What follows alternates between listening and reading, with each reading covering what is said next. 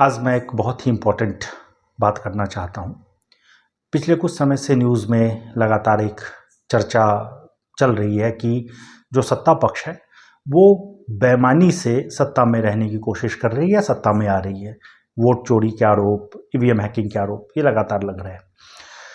तो मैंने सोचा कि इस विषय पे बात करूँ। आप लोग पूरे बात को सुनिए और फिर आप मेरी बातों से एग्री डिसएग्री कर सकते हैं और मुझे बताइएगा। तो जो मेरी समझ कहती है वो ये कहती है कि ये जो आरोप है या तो ये सच है या तो ये झूठ है, यही दो बातें हो सकती है। अब अगर माना जाए कि ये आरोप सच है तो ऐसे परिस्थिति में विपक्ष को मेरे विचार से चुनाव लड़ने से ज़्यादा महत्वपूर्ण विपक्ष के लिए ये हो जाता है कि वो इस बात को खुल करके सामने लाए हर एक फोरम पे, चाहे वो इंटरनेशनल फोरम हो, चाहे वो सड़क पे हो, चाहे वो कोर्ट में हो, हर जगह जा कर के लड़े। क्योंकि अगर ईवीएम हैकिंग हो रही है या चुनाव कोई व्यक्ति बेईमानी से जीत रहा है या वोट चोरी हो रही है तो ऐसे परिस्थिति में अगर आप चुनाव लड़ेंगे तो चुनाव हार जाएंगे। तो ऐसे में एक बहुत इंपॉर्टेंट थिंकर हुए जॉन लॉक, ब्रिटिश थिंकर। उन्होंने कहा कि अगर कोई सत्ता में बेईमानी से आ रहा है या इलेजिटिमेट तरीके से आ रहा है या टायरनी कर रहा है तो ये अधिकार है जनता का कि वो इसका विरोध करे। तो निश्चित तौर पे ये संभव है कि जो भी अगर विपक्ष इस बात से सहमत है और ये सच है, विपक्ष को लगता है तो उसको चुनाव लड़ने से ज़्यादा इस विषय पे बात करना चाहिए, क्योंकि फिर चुनाव लड़ने का कोई महत्व या कोई कारण रह नहीं जाता है विपक्ष के लिए। लेकिन एक दूसरी बात उतनी ही महत्वपूर्ण है कि अगर ये झूठे आरोप हैं तो ये और ज़्यादा खतरनाक है। कैसे? मैं उस पर भी बात करना चाहता हूँ।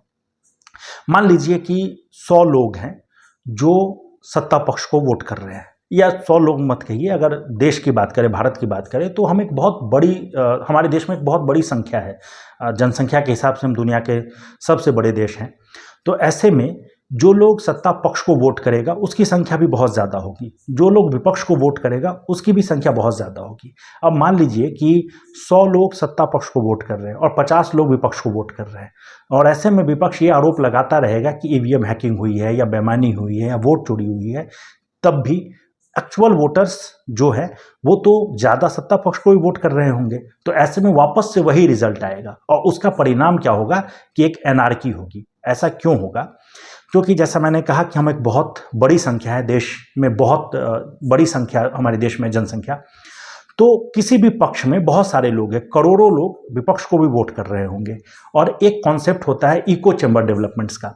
जिस तरीके से पिछले कुछ समय में स्थिति बनी है, अगर आप देखें तो जैसे बिग डेटा एनालिसिस है, मशीन या फिर एल्गोरिदम है, तो ऐसा हो रहा है कि अगर आप फेसबुक, इंस्टाग्राम चला रहे हैं या कोई भी सोशल मीडिया साइट यूज़ कर रहे हैं, तो ऐसे में क्या होता है कि हम उसी रील्स को लाइक करते हैं जिस विचार से हम प्रभावित होते हैं या जो हमें सही लग रहा होता है, या हम उसी तरह की चीज़ों को ज़्यादा फॉलो करते हैं ट्विटर पे, फेसबुक पे, इंस्टाग्राम पे।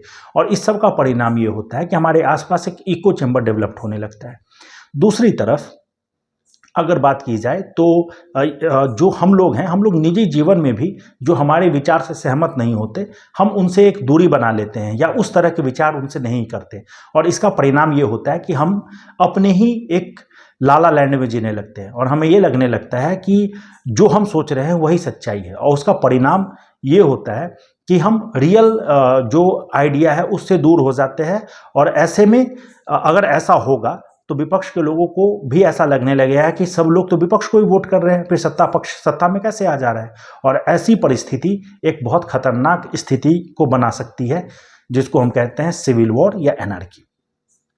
इसके अलावा एक और इम्पॉर्टेंट कॉन्सेप्ट है जिसको बोलते हैं ग्रुप थिंकिंग। होता क्या है कि ये जो इको चैम्बर डेवलपमेंट्स की बात की, ये तो जनता के साथ हो ही रहा है, ये नेताओं के साथ भी हो सकता है। जैसे कोई बड़ा नेता है तो उसके आसपास इको चैम्बर डेवलप्ड हो जाता है, लोग उसकी ही बातों को रिपीट करने लगते हैं। लेकिन एक और इम्पॉर्टेंट चीज़ है, एक अमेरिकन सोशल साइकोलॉजिस्ट हुए इरविंग जेनिस।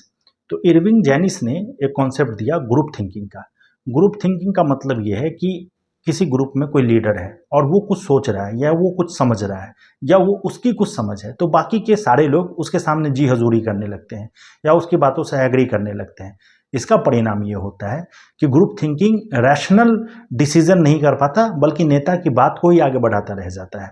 तो ऐसा भी संभव है कि अगर ये जो आरोप लग रहे हैं अगर इसमें सच्चाई ना हो और जो भी लीडर या जो भी व्यक्ति इस चीज़ को लीड कर रहा हो और अगर उसके इंटेंशंस प्योर नहीं होंगे तो एक एनार्की, एक लड़ाई झगड़े का माहौल क्रिएट हो सकता है, जो सत्ता पक्ष को ये कहेगा कि आप लेजिटिमेट नहीं है, आपका जो आप जिस तरीके से सत्ता में ये गलत है। और इसमें क्या होगा, जैसा कि मैंने कहा, हर एक पक्ष का देश में करोड़ों लोग सपोर्टर्स हैं, विरोधी हैं, तो इसमें लड़ाई झगड़ा बढ़ सकता है। तो बहुत ज़रूरी है कि दोनों ही पक्ष, सत्ता पक्ष और विपक्ष, अपनी अपनी जिम्मेदारी को समझे और ख़ास करके जो भी संवैधानिक संस्था है, चाहे वो इलेक्शन कमीशन ऑफ इंडिया हो, चाहे वो भारत का सुप्रीम कोर्ट हो, उन सब को एक्चुअली में आगे आकर के इस पूरे परेशानियों को दूर करना चाहिए। अगर ये आरोप सच है तो निश्चित तौर पे कार्रवाई होनी चाहिए और अगर ये आरोप गलत है तब भी कार्रवाई होनी चाहिए, वरना लोकतंत्र निश्चित तौर पे कमज़ोर होगा।